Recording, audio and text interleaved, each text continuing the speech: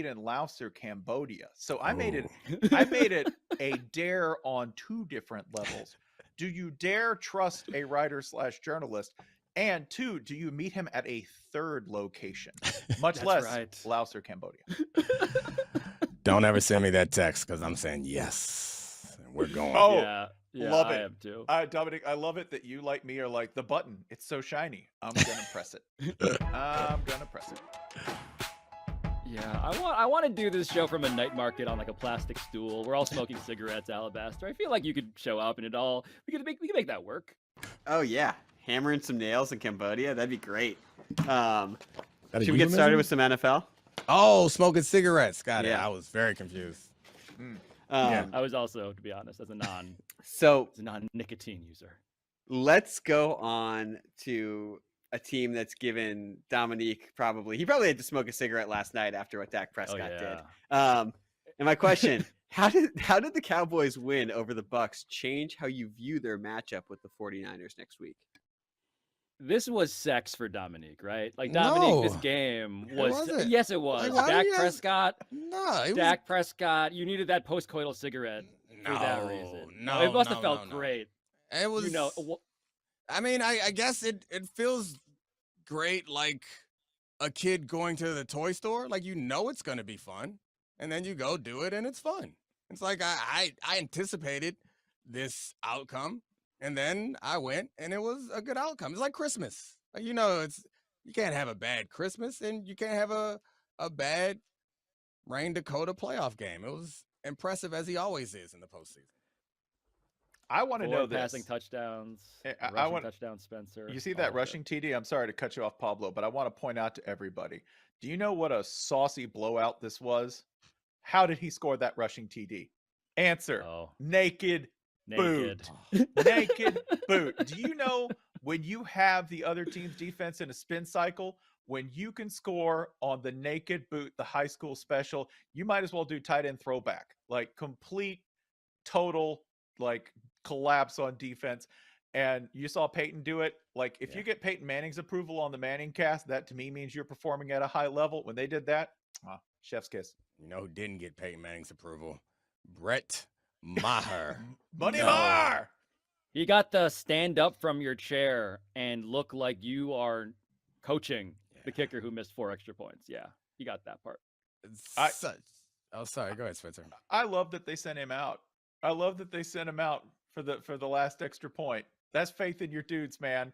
That is, if you've lost 4 hands at the table, go back for a 5th. Why not? The streak has to end eventually. Yeah, I mean, I think that's the only big question about this week of practice for the Cowboys is who's going to be their kicker, because we'll get off of Brett. Is it Maher or Mar? Because I feel like Bill Maher spells it that way and we call him Mar, but everyone says Maher when it's about Brett, but whatever. That's the only remaining question. And we'll get back to the football players in a second. Both at risk of being canceled, incidentally. Yes. Both Mars. It is a big concern because he had a great season and he just burned all that goodwill by kicking the ball every which way but through the uprights, and like the sidelines mad. Cowboys legends Emmitt Smith got videos of him furious. Everyone's confused. Dak. Yeah, Dak. And go for 2. What are we doing? What are we doing? Yeah, it was rough. So I mean, I don't know if you guys have anything to add to this, but I'm waiting to see who's going to show up and kick for them, because I find it hard to believe that it's going to be him after that performance. I love that it's a Mike McCarthy classic because everything went perfectly except for one thing. There's like one little detail thing that just falls off. Like he's the original like ADHD student coach. And I say that because I was one. That you could absolutely ace the test, but forget to put your name on it, that you could turn in a perfect project, but you could accidentally leave like a children's toy in the middle of your diorama, something like that, right? Just a little detail. That to me is like the perfect Mike McCarthy experience, that we would get firing on all cylinders, but do something like miss 4 extra points. I know that wasn't Mike McCarthy, but karmically, that's the passenger who rides with them when you have a Mike McCarthy experience. He did that dance though. It's a hell of a strut. Oh yeah. It was like, I think the tough thing about changing your opinion based on this game is the Bucs are really bad and have been all year, and the 49ers are really good and have been all year. I think the Cowboys are talented enough to win this game. I don't think so. I guess maybe for some people, if you believed that Dak was as bad as he had been recently, then maybe seeing him do this changed your mind. But I was never that person, so I don't really have much to change perspective on this game. I think Dak is the best quarterback. Can we just be very clear? Yeah, What? you're saying Dak is the best quarterback, and in fact, I don't know if we have the image. I just want to congratulate Domonique. There it is. Yeah.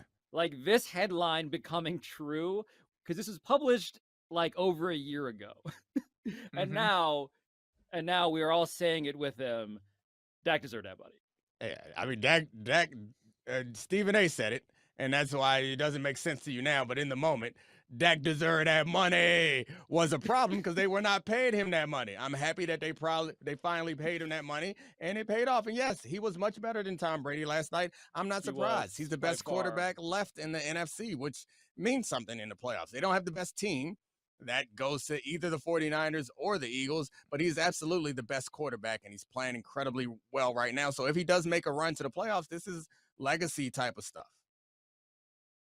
Hold on, can you expound there? That I think it's pretty unclear if he's the best quarterback left in the NFC, with Jalen Hurts, who's an MVP candidate before he got hurt, Daniel Jones, who's played at a higher level than him down the stretch this season, number 1 QBR, and Brock Purdy, who is I was gonna say special in all the areas that matter, and that's who he's playing this week. Yeah. So, we're being serious. You actually want me to? I'm dead serious. I actually think it's interesting if you think he's the best quarterback in the NFC. Look at that. I mean, he has the longest proven track record of anyone. He just had the best game of anyone in the first round. Jalen Hurts, who I think is a legitimate competitor, is still injured. He's not playing at full strength right now, and he also came off of a bad game. And Purdy is good, but very much reliant on the players around him. I think that Dak in that similar situation would be better than Purdy. I don't think this is a hot take. I think that Jalen Hurts at points this season, fully healthy Jalen Hurts, played better than Dak Prescott. But I think at this current moment, based on what we've seen recently in the long-term track record, we've seen Jalen Hurts have one great season and is dealing with a shoulder injury at this moment. I don't think it's reasonable to put Purdy or anyone else or Daniel Jones in the conversation with Dak, given his track record. I don't get what Dak did to y'all. It doesn't make sense to me. It's not just you, just a general. By y'all, I mean everybody. Dak is just seems like a nice guy. He's not perfect. Seems like a nice guy. He's done all the things that you expect of a quarterback to do, but still somehow he doesn't get the respect that he deserves. You said he's Dak first Wentz. He did that. Dak win a playoff game. He's done that. Dak, elevate the players around you. He just did it. And now we talking about Purdy? No. We're talking about Dak Prescott, who led the NFL in interceptions, even though he missed 5 games, and comparing him to Jalen Hurts, who was the presumptive MVP before he got hurt. Okay. Josh Allen. Jerry Jones energy from Alabasta. Josh Allen also throws a ton of picks.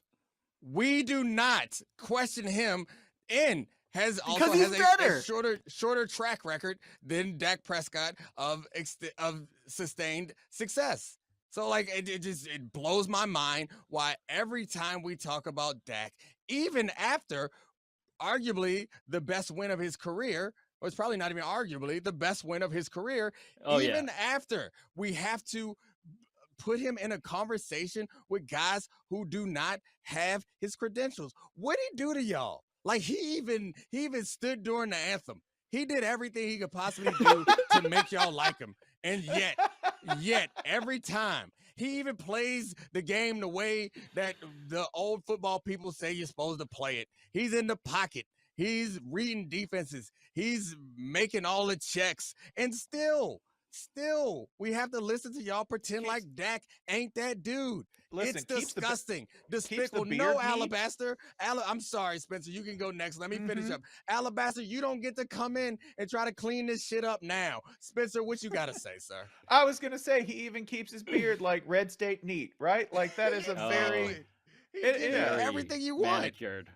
That is Goodness the beard of a fiscal conservative and social liberal. Okay, that is the beard of a salt life bumper sticker. Okay, and he keeps it for you because he just wants to be everybody's quarterback, and yet no one loves him. But he's not the quarterback I'm most frightened of.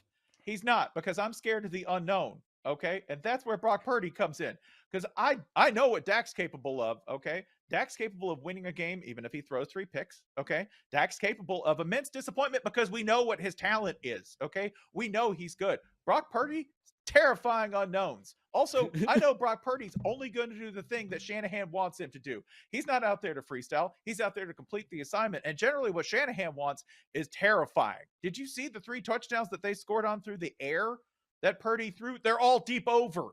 They're all deep over. Do you know why? Because Shanahan kept calling it. He was going to do what the assignment was. There will be no freestyling there. And that's one of the things that terrifies me, because I'm like, I don't know. Maybe if he fills out all the paperwork, they win.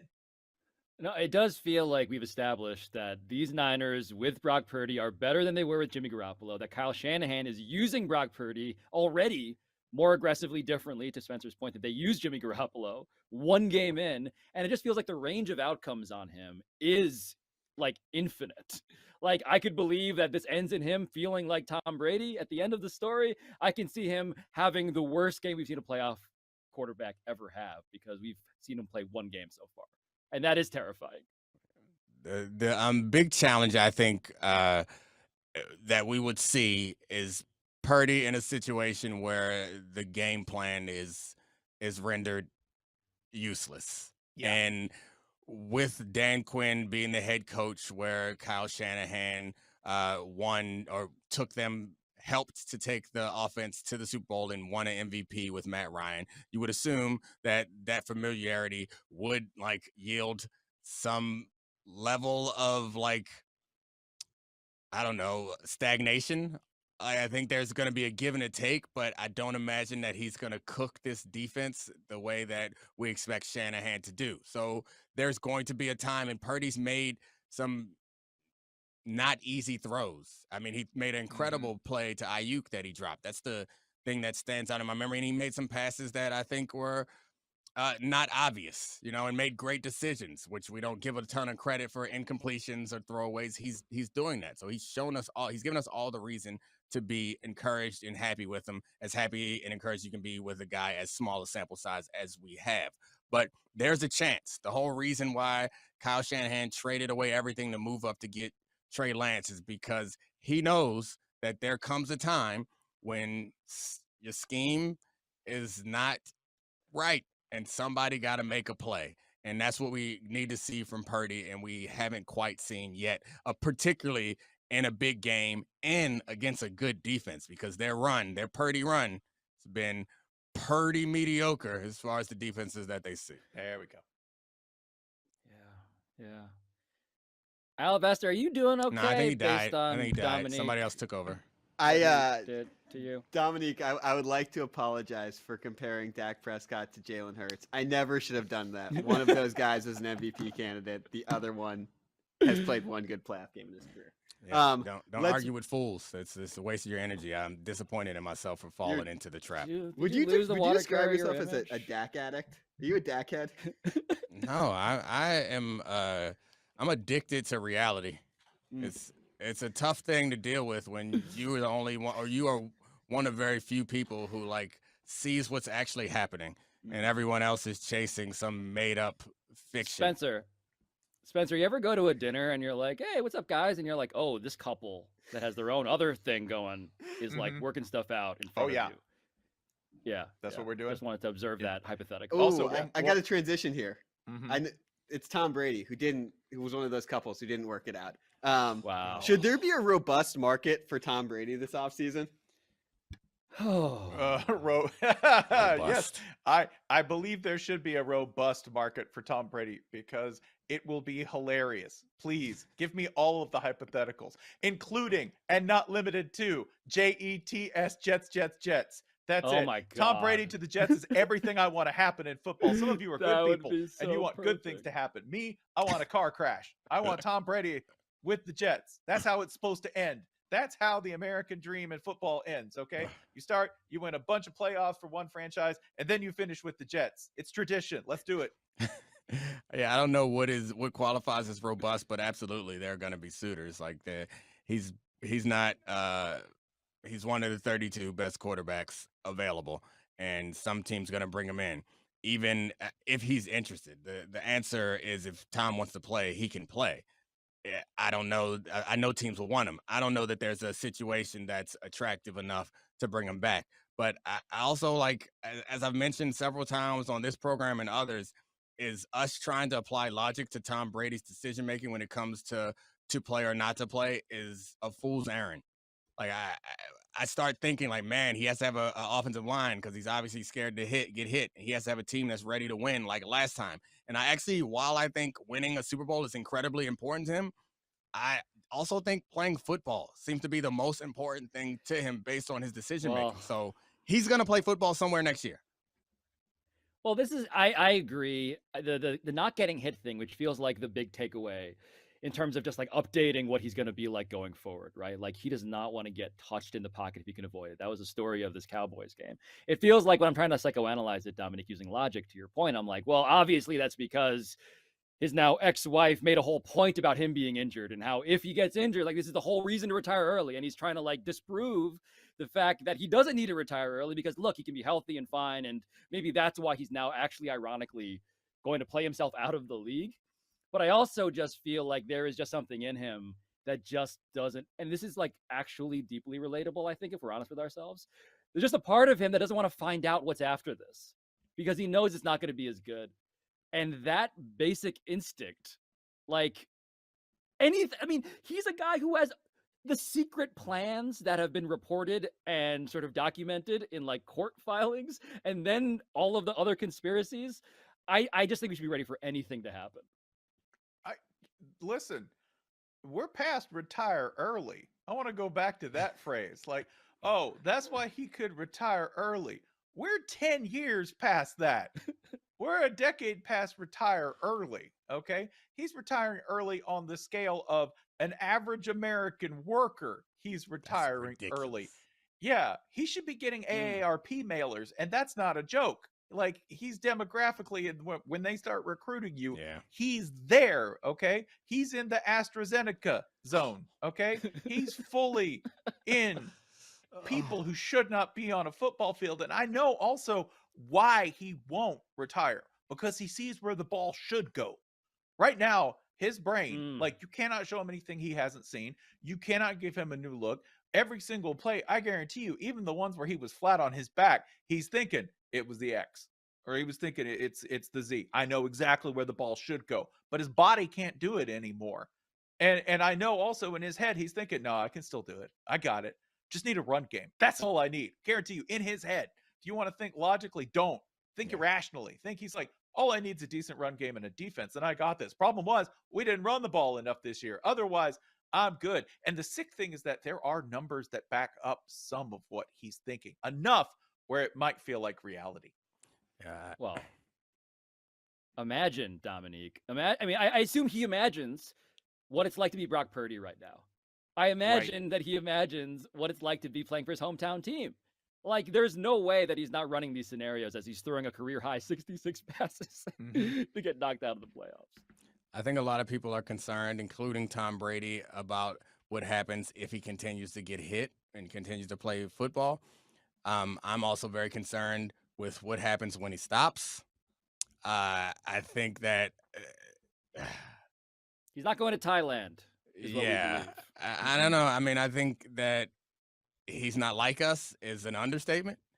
And by us, I mean all of us, including actual football players.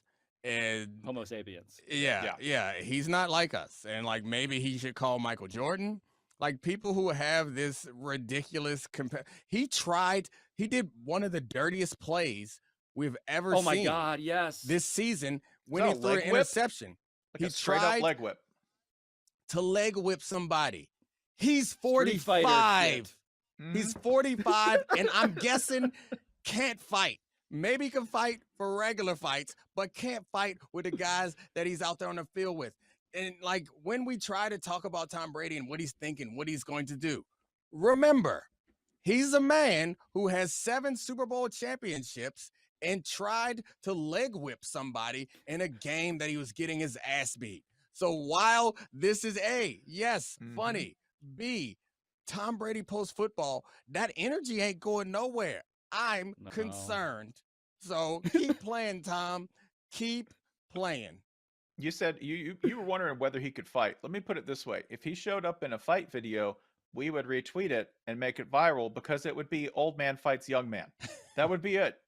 Like that's where he's at age-wise, right? And headspace-wise, that is terrifying to imagine that he thinks this could still keep going. Oh, Spencer, he believes he is the call an ambulance guy, but not for me. Tom, it's for you. So it's actually for you though. Who was watching him? Who was watching him? Tom Cruise. All right. Did you see Tom? Did you see Top Gun Maverick? Oh, did you see Top Gun Maverick? There was a point in Top Gun Maverick where Maverick, confronted with the limits of mortality and aging, has a choice to teach the next generation. And instead, the entire lesson of Top Gun Maverick is, I will never die and will only continue to improve. That's the message. It's I will hand do this my own stunts. Right. I will continue to do my own stunts. That's who he had watching him in the booth. Not a good sign. It's so perfect. I in every way, Alabaster, Tom Cruise, Tom Brady, the similarities facially, spiritually, surgically, it's just exactly, it's absolutely on the nose in all of the ways, literal and figurative. He actually shaped his nose. Before we move on, does everyone think he should go to the Jets? Yeah, that'd be great. I mean, also like Lamar Jackson going to the Jets too. So I think everybody should go to the Jets. It'll be fun. Yeah, Lamar Jackson to the Falcons. Yeah, that'd be fun. Arthur Smith. Oh, don't do that. That Southern bias you got there is leaking out. I saw a sweet Photoshop of Lamar Jackson in the Falcons jersey. It looked great. Is there a Photoshop? I noticed that Lamar, because we're so accustomed to see quarterbacks Photoshopped, quarterbacks look bad in most jerseys, but Lamar is a different kind of quarterback. I have not seen an ugly Photoshop. Like I've seen lots of them in the past. Lamar looks great in every jersey. Yeah. He really does. I need Lamar in one of those big hats. You know, the big caps that are currently in vogue, right? Because that is the only cap that could make his head look normal. Like Lamar has this giant Easter Island statue-sized head, and that is the only thing that could put it in proportion. Wait, even Kayvon Thibodeau breaking out the top hat, you're like, no, not big enough. The top hat, magician's hat, not big enough. Gotta go. Yeah. Did Kayvon have a onesie? Did he have a festive onesie he had on pajamas that he was on. Oh, magnificent. Love some Christmas jammies. Can I ask you about the Chargers? They fired their OC and quarterback coach. Is that enough? Or does Brandon Staley also have to go? It feels like if we get the news that Brandon Staley is also getting fired, that would be surprising at this point. Like you announced the this reports first. are that they're likely keeping him. Yeah, it seems like this was the problem, was the offense and the people making decisions, not even the quarterback himself, although maybe that's another debate. I think Brandon Staley should stay. I'm not sold on him, but I also feel like if this version of the Chargers doesn't work, then yes, it's time to fire him. But I let him try out this version as Domonique waves too. Who's more important than us right now, Domonique? Mina Kimes. Oh, God. The great. Oh, no. Oh, no. What? I just came in to say goodbye to Domonique, but also hello. Hello, Mina. Oh, that's safety school. Yeah. I mean, Brandon Staley conversation to me is less interesting than Mina barging in. Like I find interesting about the Brandon Staley conversation is how vigorous people are calling for his firing in spite of the fact that he's not doing the things that you say the reason why you want to fire him. He's not the hyper aggressive fourth down guy anymore. It was very dumb for him to play Mike Williams last week. Yes. The collapse is not completely on him. But when you are firing somebody, there's a couple reasons why you can fire them, a coach particularly. I don't think that the collapse is a reason. The collapse is like a kicker if you are on the verge. And I don't think you should be on the verge. I think Brandon Staley probably got the job sooner than he was ready for, but I have seen him grow and improve. And he's coaching the hell out of this defense. I think the answer is, unless it's Sean Payton or unless it's an obvious upgrade, the answer is not just bring somebody else in. And the other reason to fire a coach, particularly after a game like this, is how the locker room feels about him. I don't know that answer. Based on all the things that I've heard, they feel they're confident in him. If that's the situation, there's no reason, in my view, to move on from Brandon Staley. Let me go ahead and commend him for one thing. We are lambasting his decisions as a manager, and that's fair. You can do that. But I also want to put one tick over in the credits column if we can, which is this. Always hire somebody who is mad fireable. That's what you need to do. If you're an executive, you need to have a scapegoat built into the organization at all times. Brandon Staley, kudos to you for recognizing that by hiring Joe Lombardi, an offensive coordinator that everybody blamed even when he wasn't to blame. That, to me, that's an asset as an assistant that you need to have. Walk in the room and they're like, what do you bring? And you're like, I think I do a pretty good job offensively, but more importantly, I attract blame like a magnet. That's what Joe Lombardi has here. That's what he's going to carry to his next job. Because I guarantee you, by the way, because this is the NFL, Joe Lombardi, bad penny. He's turning up somewhere else. And do you know what he's going to walk in and say? I'll take the blame. That's cool. Six figures a year in bennies. I got it, baby. When times get tough, guess who's hitting the bricks? Me, not you. That's it. Let me be your organizational crash test dummy. And that, to me, Brandon Staley, you're going to last a long time at the Chargers job, okay? Provided you continue this kind of sound organizational thinking. Should they keep him? He built in another year just on this bit of genius alone. So congratulations. Also, he should go back to being the fourth down guy. Go do that. All right. Yes. I think he felt it seems to me that, like, I don't know if more eyes were on him because, no one likes being watched. I think people paid attention to it. Maybe that affected his decision making. Maybe he didn't feel comfortable with the signal caller, right? Maybe he didn't feel comfortable with the play caller or what he would send on fourth down. That seems insane to me. Maybe it was possible. They used Austin Eckler enough to me where I would think fourth and short was a go every single time and that they were going to feel confident in it. I think they lost that somehow this year, and I'm not exactly sure why. So go back to doing that. Yeah, it sounds like he was just sort of governing towards the middle or trying to. And it's like, no, man, we liked you when you were like a radical leftist. Let it hang. Can you go back to that? You liked him. Lots of people hated him. And it's funny that he tried to appease those people. And those are the people most loudly calling for him to be fired. Correct. That's why you need a crash test dummy. Always hire a crash test dummy, baby. All right, guys. One more football one. Do you now think Jim Harbaugh is staying at Michigan for the long haul? This is like year 3 of how many years have you been asking this exact question at this rough time of year, Spencer? He's already been there for the long haul. That's the thing. On the scale of modern coaching terms, he's already been there a long time, right? Remember, prior to beating Ohio State twice, we were talking about, wow, Jim Harbaugh's been there a long time and still hasn't beaten Ohio State. Yep. Now we're talking about, is he there long term? What is long term? You've already gotten everything that you want out of the dude, okay? Reasonably speaking. You go back and look, statistically, they are a top 5 team every single year in terms of football analytics. If they beat Ohio State, they're a playoff team. And it stands to reason you go, okay, is this the ceiling for Michigan? I think they're very happy with it. The thing you're going to get with Harbaugh every single year is that he's going to rubberneck and he's going to look. And people say, well, this is just so he can get a raise. What makes you think this man understands money? I mean that. What makes you think that's the primary motivator here? I'm not saying because he's selfless, okay? I'm saying because maybe once it gets above, I don't know, 6 figures, he doesn't know what he's counting. I'm not saying because he's stupid. I'm saying because that man cares about football. That's it. If the bills get paid, there is 1, 2, 3 many in the bank. That's it. All he cares about is the insecurity of being a football coach who can't even be pleased with money. Right? What you want is you want this little thing on campus. What you want is for them to move this thing over here. That's it. When you have that much money and you have that much success and your job is a sinecure as long as you keep beating Ohio State, guess what you get to do? Get governed by your feelings. That's it. We're now just dealing with Jim Harbaugh's feelings. And as you can see, that's a volatile beast. That is a dragon you don't necessarily want to ride year to year, but as long as the results show it, get on, baby. Climb on with the saddle. We're all riding this particular dragon together.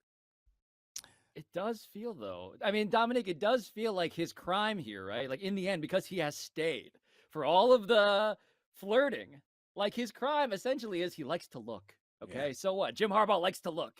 But he's not doing anything. He just likes to look. Is that so wrong? Why can't a man look every once in a while? He just wants to make it. He wants to make sure that there's a market for him. He just wants to feel good about himself.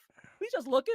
Yeah, I mean, he's just looking. And I think it's better for him. It's better for college football. It's better for all of us. It's better probably for the NFL too, or at least it doesn't help the NFL too much that he comes to the league. I think he's in his spot. He's in the right spot. Whether he knows it or not, this spot is perfect for all of us. That doesn't matter. That doesn't mean that he's not going to continue to look. But I think one of the things that we leave out of this conversation is he's Jim Harbaugh. And for most of his life, that meant he was the most impressive Harbaugh. It's not anymore. And the one other Harbaugh who is like past him is the one who stopped him from reaching the pinnacle of his profession. So, like, I think that that's an underrated dynamic, is the sibling rivalry of it all. Is the best he can do is get his ass beat by TCU. And that still, even if he wins a college championship, you still John's brother, when your whole life he was Jim's brother. Yeah, but you know what Jim gets? I guarantee you, counter at the table is this. Yeah, my NFL career was better. NFL, yeah, I was a better player. Nobody remembers it. The further we get away from it, the less it matters. Jim remembers. That's all that matters. You All think- that matters here are feelings. You think if these two are standing in the middle of a field and we let some fans get in a line to shake one of their hands, you think the line is longer for Jim or John? Where are we? Oh, this is Where are a great we? exercise. We're in a random place. It's probably John, but you know what? In his mind, it should be Jim, and that's the point. Exactly. And Jim will explain all of this to you. Yes. It's like, I was the quarterback of the Indianapolis Colts. They called me Captain Comeback. This is it. You think you're dealing with a 59, 60-year-old man. You're not. That's an 18-year-old man right there. All right? In a 60-year-old's body. Just waiting to tell you about all the mountains he threw that football over. Don't overcomplicate it. We're just dealing with an Napoleon emotional man Dynamite. who not only likes to look, but wants the affirmation of, I'm pretty. That's it. When you say, is Right. Harbaugh there for the long term in college football is tomorrow. That's it. If the right job comes up, he's gone. Until it does, he's there forever. That's a hard mindset to adopt, but that's what you have to think like. This entire show has been a psychological study in what it's like when you start calling a guy Captain Comeback and then ask him to stop trying to come back. Right. Don't. Like, also, if quarterback wants quarterback forever, that man's a diva. Oh. He will always be a diva. Speaking of, look at the diva creeping up He's so cut. He's so to cut. the podcast audience. Just Absolutely cut. Getting better as he ages is what Izzy Gutierrez is, and I guess Sorry, Spencer. Israel Gutierrez has his shirt on. A leading advertisement we just cut at the end of the last segment with Spencer. He wasn't here for that, so he didn't. I wasn't. I don't know what happened, but Yeah, if I was at any sort of shirtless, then it was probably a good photo. Oh, there it is. There it is. Yeah, it was that one Train for the track podcast photo. audience. Hmm. Yeah, it's that one. Safe for work officially, just for the record here. Nothing untoward. I mean, there are other ones where I have like a wet T-shirt on, which you could use, which is probably a little safer Oh, Hmm. that's For safer. really. some reason, when I get I into the feel back like muscles. I feel like it's safer with no shirt. Honestly, Mm. I feel Yeah. like Okay. wet one is. I don't know. It's so. It raises suggestive. questions about why is it wet? I'm inside of a Can pool we talk about the Hawks? because I'm inside of a pool. You would never Yeah, wear a it's weird. shirt in a pool. That's. I know it was a weird photo ask, but I say yes. All right, guys, let's talk about the Hawks. What do you make of what's going on with the Hawks with this dumpster fire of a team? Yeah, I mean, what is going on with the Hawks? I'm gonna sit back and listen to Pablo explain this one. Go ahead, Loaded chime in. question.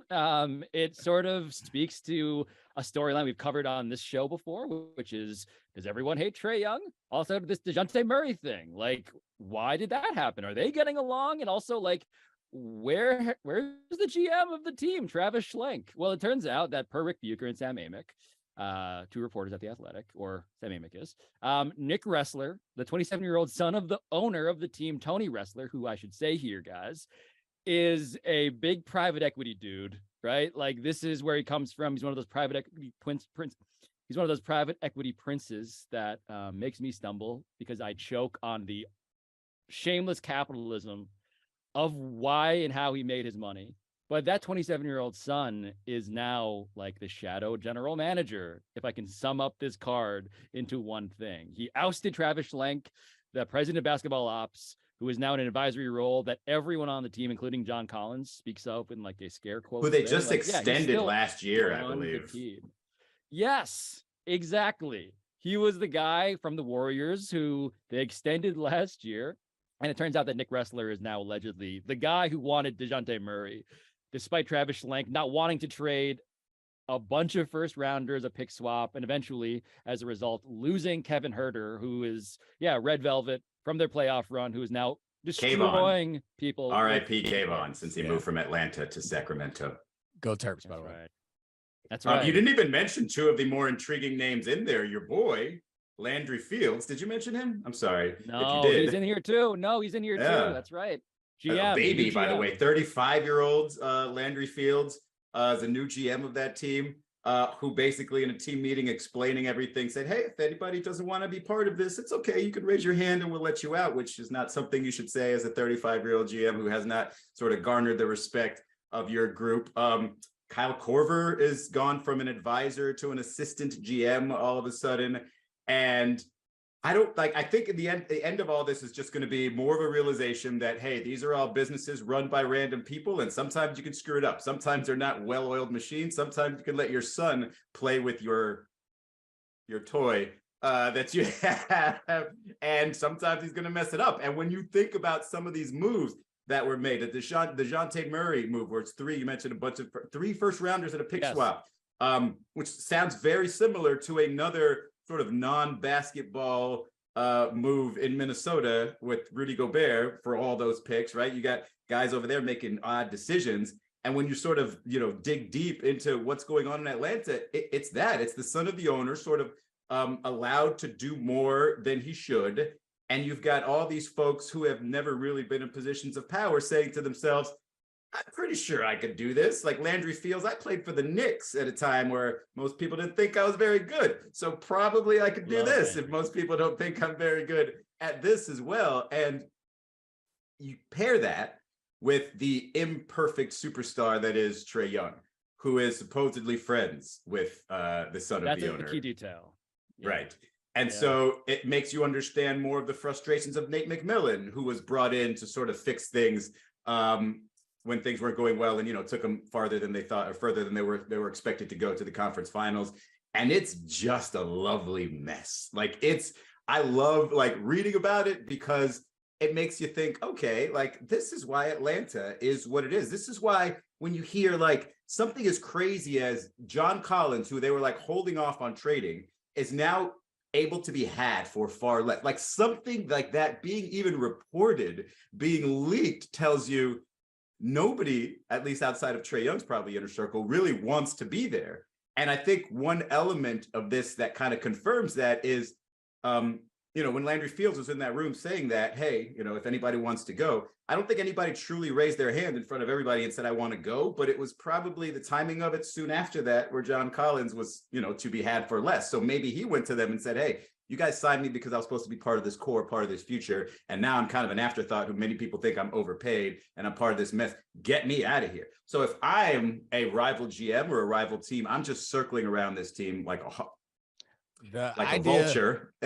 waiting to see if I can take a couple of pieces here, because then there's a whole DeJounte Murray conversation, which I haven't even gotten into. So it sort of shows you maybe he was more trouble than he was worth in San Antonio, because San Antonio, as a great organization as they are not giving away future stars, right? And so when he moved on for those picks, you're kind of wondering, But hold on, though. I mean, the price they got for him, Domonique, was 3 first rounders, and it was as much as you could possibly hope for a guy who is still otherwise a promising younger player. Yeah, I think we always assume that because a business is making a lot of money and appears functional on outside, that it is actually all buttoned up. The one thing that we don't appreciate about the legal monopoly that is professional sports is that they are protected. So the idea that a regular company could be run like this is hard for us to imagine, because this company would fail its way out of business, or at least fail its way out of prominence. This is one of the drawbacks of having all these teams be able to collude in the way that they do and share revenue in the way that they do, is that you can have people do ridiculous things like this. And this is an extreme example, but I think the more unique part is that it got out, not that some weird happening in a front office. I think it got to the point where people wanted to leak this information because they want to make it as messy as possible. But weird is at the seams. There was information trying to get out, and when you're dealing with who you're dealing with, it kind of makes sense that eventually somebody's going to leak it. And this league, as they call it, is one that really kind of thrives on this type of drama, which at one point, I think we all thought it was like cool for the league to have this side soap opera that keeps us interesting, but including some people in the league. But I think it's panned out that it doesn't really translate to people watching the game. It's just embarrassing. So like, I have a hard time. Like I get why this is funny, but I have a hard time laughing at it because it just seems like a mess. And I feel bad for like the fans on some level. Right. But right. the players, like, well, think about Hawks fans and players. I mean, Domonique, let's remember here, right? Like Hawks fans, Black Atlanta Hawks fans, were people who were not actually wanted based on the marketing practices of the team. And now here's this new ownership group. Here is this new CEO. Here are these new people. Here's Trae Young. And it's supposed to be fun. And instead, you're like, wait a minute. Do I hate Trae Young now? Am I rooting for a team that's run by a Nepo baby who like isn't qualified? Like, these are actual questions that Hawks fans are probably Atlanta is in that sort of weird space because they are a major city. They are, a destination type of place, but in terms of sports franchises, at least in the NBA, small market team. And when you look at the way the Hawks are doing this, or the way Landry Fields talks about this, he talks about it like he's an F those picks, big market. We don't have time for that rebuild stuff. And that's the exact opposite of what you are. If you're in Atlanta, you need to walk that fine line. You need to, cater to Trae, because after 7 years, he could go elsewhere. But you also need to get the draft picks and get more sort of surprising, successful players around him, right? Because you're not going to get the free agents clamoring to play in Atlanta with Trae Young, much less in Atlanta with Trae Young and DeJounte Murray, because where are all the other touches going? And so I think the way they're sort of doing that as if they were, playing in New York or building a team with that much pressure, it just goes to show you they seem to be going about this the wrong way. It seems that they're skipping steps and trying to be the, successful franchise that knows how to develop talent and doesn't need the draft picks and just would go after the big names via trades, whatever you can get your hand on type of stuff. And they're just not that organization. It is an episode of Succession. A much clumsier, sillier episode of Succession, where it feels like just people who are not qualified for the positions that they are in, but because of relationships have found themselves there, making a mess of a possibly strong organization. It's sad and disappointing for the players whose careers are connected to this, including the players who are like benefiting from this in whatever way they could be.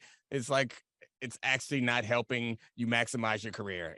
It sucks for them, and it sucks for the fans, and it sucks for us because it was fun that one time the Hawks were like decent. That playoff run. Well, that's the thing. It was they really made, fun. I mean, look, I suffered as a Sixers apologist for it. It was objectively a great storyline. You're a Knicks fan too, and God, it was just ahead of schedule. Traumatic. You look at and now Izzy, just to reset here, 9th in the East, 500 as we tape right now, and Landry Fields is cousin Greg. Yeah, and you look at I keep harping on John Collins because he is sort of an example of like how you do not have stability in your organization, right? Because you were sort of hemming and hawing on whether to sign him to extension. You officially sign him to extension. You say he's going to be part of your future, right? But it's not like you just sign players with potential or that shown you something, and then they automatically become better. It's not like the Miami Heat drafted Bam Adebayo as Hassan Whiteside's backup, and he magically became an all-star center. You have to develop these players. And if John Collins isn't getting any better, in year 3 or whatever of his big contract, is it because of him or because of the opportunities he is not getting? Or is it because, the staff is not advancing him and giving him opportunities to, run the offense or do something different or just develop as a player? And so I think you look at all these things, and if this stays as messy as it is, like it's ruining the franchise for at least another half dozen years, because again, everybody's going to look at that and say that's chaos. Nobody wants to go there. Yeah, a bad owner, Alabaster. But Yeah. I feel like that's the issue. But it seems like you maybe have heard keep culture in the way that I just did creep into. I did. I wanted to move off that very quickly to remind you of a detail that I found very funny from this story, was that Nick Gressler's first move was to sign Aaron Holiday, who is his friend who he played high school basketball with. And that is the most Succession thing of all of this. You took a team that was the young and upcoming team in the East, and you just signed your high school buddy. They got Stewie as their backup point guard. Yes. Oh, The man. other Holiday. Yeah. But just to be clear, you did hear the part about Bam Adebayo, right? Okay. I just let it wanted go to in and check. out. I just wasn't going to address it. I thought that was the better thing to do. Okay. Guys, let's Like talk about that. another team. Heard it. Should the Suns, who are currently sliding, should they trade DeAndre Ayton and blow it up? Why are we stopping with DeAndre Ayton? Like Chris Paul, like why? I feel like everything is possible now. Like, I understand that DeAndre Ayton came into this, another storyline we've been tracking on this show, came into this with all sorts of discontent and was allegedly a malcontent, according to his coach. But now it just feels like, wow, they really this season up, huh? Just like a roller coaster analogy where I don't know which is the good part and which is the bad part of a roller coaster. Sliding has always been fun since I was a child. Fair so I point. don't really understand why it's seen as a negative. Like, That's a good point. but just a side note. Look, All DeAndre humble. Ayton, it was known from the beginning of the year, it was going to be, hey, we can either, hold our water with DeAndre Ayton. I hate that phrase. And see if we can, get back to the finals or what have you, and put this thing together, or it's just not. It's going to be very evident early on that it's not going to work. And the reason it's DeAndre Ayton and not, you're hearing Chris Paul and all this stuff is because he's the most attractive piece, right? He's the guy, young, big guy who, at least by his assumption, if you were to give him more responsibility, would do even more. And if you look at his per 36, like your guy plays 25 minutes a game. That's not a lot for a young guy who you want to, hey, more is on you. You should be able to play more minutes. He's not. And if you go by per 36, he's going to give you 21 and 12. Okay. And if you have a big guy in the NBA who gives you 21 and 12 with like a usage rate in the low 20s, like that's pretty good. And so if you're Toronto, who has question marks and has some, pieces, some extra pieces on the wing that sort of duplicate in talent, well, hey, you might want to think about getting your DeAndre Ayton. Or if you're the Atlanta Hawks, who seem to just see, shiny objects out there and want to go after them, maybe you go get him. And so I think the Suns have done a good job of staying right there, like, one game from out of the play-in both directions. And so they can still tweak and fix it, assuming, you're getting a healthy Devin Booker back and getting some Chris Paul back. So if you can get something from Atlanta, if you can get something from Toronto or, Chicago, teams that feel like, hey, they were sort of they were created poorly, just need to tweak here and there. I think you do that. And so it's probably the best scenario for DeAndre Ayton to have this team not do good. If this team was, winning 60% of its games, he'd probably still be middling there and be like, all right, I'm still going to be a 17-9 guy on this team. It's probably not going to make it to the finals again. But I think this is the time where you can still sort of sell high on him because his percentages have dropped a little bit, but he still hasn't fallen off, and you can still project him to be, an all-star caliber center in the league. Yeah, James Jones is another former player who became a GM soon after his playing career, but he actually seems to have been good at this job for the most part. Some like reasonable concerns with like building depth at the center spot in the past couple seasons, but overall, in defense of former players going straight to GM job, there's no comparison to this in the previous story. But I would say, as far as DeAndre Ayton, this always speaks to me when we talk about basketball players in that team, how small the roster is and how much power the players have. And when there's a player who's upset who's important to your roster, that has power and leverage, it never feels like there is any coming back from that. Like, it depends on if there's something, if it's about a contract, you can fix that contract. That's fine. If it's about about a new coach or some sort of change like that, or another player on the team, maybe you can fix that. But this just feels like it runs deeper than that there's no one thing that can be fixed. I do not remember the NBA story where a player was publicly upset at his organization and then they worked it out. So, well, there doesn't seem to be anybody on DeAndre Ayton's side, right? Because Monty Williams, famously, whether what he did say or doesn't say, doesn't seem to be on DeAndre Ayton's side. They seem to be at odds. And if you're Monty, you're taking whatever side Chris Paul and Devin Booker are on. And so if those two aren't out here championing for DeAndre, then, we know what side they're on. And so he's out there probably on an island in Phoenix, and very dry island. And, probably has wanted out and trying to be the good professional who just does his job and doesn't whine, so he continues to look good. And I think he's done a decent job at it. They've had a couple blow-ups on the sideline, if you will, but they've kept it to basketball. They've kept it from spilling out really nationally. And so, yeah, I think he still has that attractiveness to him. So there's one other. Oh, go ahead, Alabaster. So there's one other thing about this team that I think is interesting, and that's the Chris Paul piece, and whether or not they should and could trade him, because he's moved to a different phase of his career where he's not an every night contributor. And this team has Devin Booker, who established himself as one of the 10 or 12 best players in the league. Mikal Bridges, who's one of the one of the best wing defenders in the league. Cam Johnson, who should come back from injury. Should they also trade Chris Paul if they can find a suitor?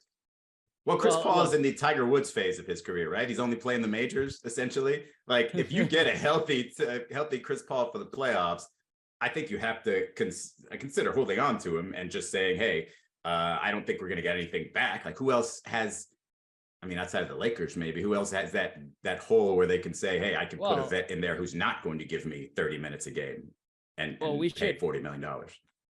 Right. No, I think we should consider which teams want to take on the headache of a solution that Chris Paul can be.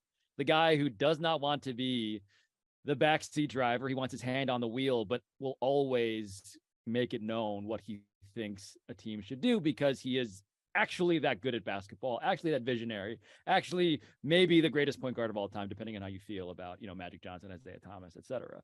But the question really does hinge on Devin Booker. Alabaster, you put that card up a little while ago. When Devin Booker got hurt, I believe they were a top 5 team in the West. And ever since, they have fallen out of it. Yes, 4th in the West, 18-12. And now they're 21-24 and 12th. And that is the question. When he comes back, does this become an obvious playoff team? Because if it doesn't, and if they're not, then yes, I think you figure out, okay, who out here could use an elder statesman who doesn't want to play like an elder statesman, except he absolutely is only playing on a limited basis like Chris Paul. Chris Paul, all of this, the dynamics for this team and for a lot of teams are interesting because Chris Paul has a disproportionate level of power based on his level of contribution, given the amount of money that he makes and given his prestige on this team. And it's an interesting dynamic because he doesn't always come across as the easiest guy to play with and get along with. No. His relationship with DeAndre Ayton is a particularly interesting one to me because if I remember correctly, DeAndre Ayton was being talked about like he was a bust. Then Chris Paul got there and he was really good. And the story was Chris Paul unlocked DeAndre Ayton. And now we're at a situation where it's clear that if anything, there's some friction between them and friction between Ayton and the Suns. So how all this fell apart is impossible for me to understand, but it's an unlocking of DeAndre Ayton till he hits the ceiling, right? To DeAndre Ayton, it's like, finally, I've got somebody that can get me the ball more. And Chris Paul's like, it's just as much as we need you, as much because you're clearly third in line in this hierarchy. So I think that that's probably always where it's been some sort of a clash with Chris Paul as it's become a guard's game while he's been in the league. But There are also some sort of non-contenders that you can see DeAndre Ayton going to, where they're building. Detroit had a flirtation with him during the offseason. And I would say a team like Utah, looking to rebuild quickly, can take sort of a young, good center there. Although they have a guy that we spoke about recently named Walker Kessler, who just dropped a 2020 burger on I think it was on Minnesota. Of Why course, is that a nephew of former Miami Heat when does it become player a burger? Alec Kessler. That's a great question. We've been having this discussion in my household. Is it a burger if you add a remainder to it? Like, is it a 53 burger or is it just a 50 burger? And then you get more specific. Not. It's a really good question. You can't have a 53 burger, right? But you can have a double burger, a 2020 burger, which I believe is, it's a double. You could have a quarter pounder. You could have a double. You could have a Whopper Junior. What's a quarter pounder? 25 points? An odd number. Quarter pounder is, that's 25 points. Yeah. Let's do the math. But 100 of what is a pound? Like a quarter pounder should be 4 points because 4 ounces, right? It's a quarter of a pound. Oh, Alabaster has a mathematical solution. Gonna No, save guys, us, I think I just had a moment of genius. I know exactly what James Jones should do. Oh. He should call Nick Ressler and rip his face off and take every good player off that team. Well, fun. Should be good.